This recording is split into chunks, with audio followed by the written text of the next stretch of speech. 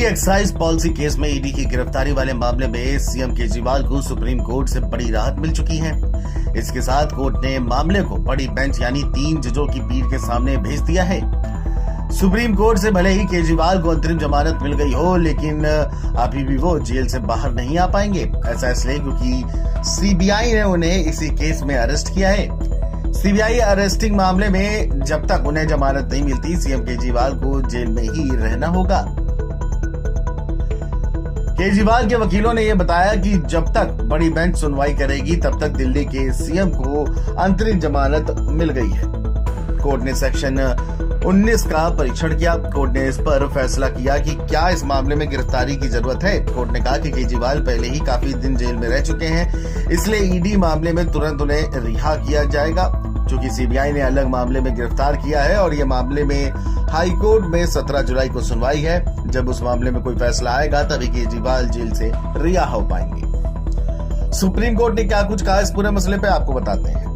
Supreme court ने कहा कि हमने जमानत के मुद्दे की जांच नहीं की है, लेकिन हमने धारा 19 पीएमएलए के मापदंडों की जांच की है। हमने धारा 19 और धारा 45 के बीच अंतर समझाया है। धारा 19 अधिकारियों की सब्जेक्टिव राय है और न्यायिक समीक्षा के अधीन है। धारा 45 का इस्तेमाल अदालत द्वारा ही किया जाता है। सुप्रीम कोर्ट ने आगे भी कहा कि हमारे पास ये मानने के कारण है कि हम चिंतित हैं कि ये धारा 19 पीएमएलए के अनुरूप है, लेकिन हम गिरफ्तारी की जरूरत और आवश्यकता पर विचार कर रहे हैं। हमने महसूस किया कि क्या गिरफ्तारी की जरूरत और आवश्यकता को धारा 19 में पढ़ा जा सकता है, जो अनुपातिकता के सिद्धांत के आधार पर बड़ी बेंच को भेजा जाता है। सुप्रीम कोर्ट ने यह भी कहा कि क्या जरूरत और आवश्यकता गिरफ्तारी के औपचारिक मापदंडों के बारे में व्यक्ति को ध्यान में रखती है। क्या इसे धारा 19 पीएमएलए में पढ़ा जा सकता है और फिर आधार जिन पर अदालत गौर करेगी। हमने माना है कि केवल पूछताछ से गिरफ्तारी की अनुमति नहीं मिलती।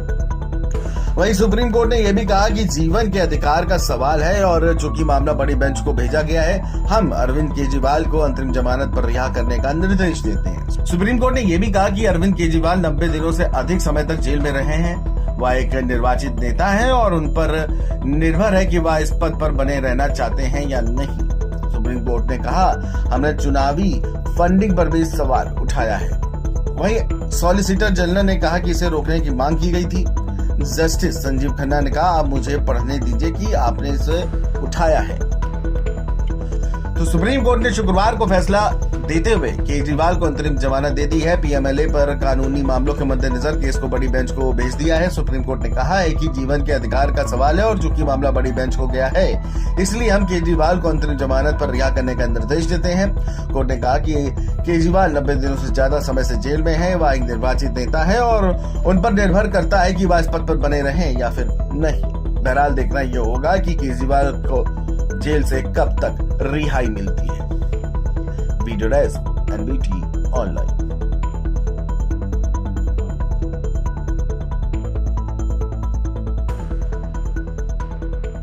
जमानत दे दी है केजरीवाल जी को। अंतिम जमानत देने में सुप्रीम कोर्ट ने क्या क्या बातें बोली और अंतिम जमानत देने का कारण क्या बताया? देखिए, सुप्रीम कोर्ट का मैं तो पहले तो धन्यवाद करता हूं कि आज बहुत बड़ा राहत का दिन है। कि हम पहले दिन से एक बात कह रहे थे कि पीएमएलए का जो ये केस बनाया गया है, ये केस पूरी तरीके से आधारहीन है। इसमें किसी तरह का कोई आधार नहीं है। ना अभी तक एफआईआर में नाम था अरविंद केजरीवाल जी का, ना अरविंद केजरीवाल जी के खिलाफ कोई साक्ष्य है, और कहीं भी अभी तक ईडी ये तय नहीं कर पाई, एस्टेब्लिश कर पाई है कि किन सर्कमस्टांसेस में माननीय मुख्यमंत्री को अरेस्ट करना पड़ा उनको। क्योंकि हम लोग पहले दिन से कह रहे हैं कि पॉलिटिकल मोटिवेटेड ये केस है। इस केस के अंदर कहीं से कहीं तक किसी तरह का कोई साक्ष्य आधार अभी तक ईडी एस्टेब्लिश नहीं कर पाई है। और माननीय सर्वोच्च न्यायालय ने ये तय किया है और इंटरिम बेल दी है कि लार्जर बेंच इस चीज़ को तय करेगा कि क्या ईडी को किन सर्कमस्टांसेस में चुने हुए मुख्यमंत्री को अरेस्ट किया, ये अरेस्ट कहाँ तक जायज़ है। Section 45 There are various issues of law which the Supreme Court was grappling with. One of the issues was necessity of arrest. We had argued before the court that since the material was there with ED since July, August of 2023, why was he arrested in March of 2024?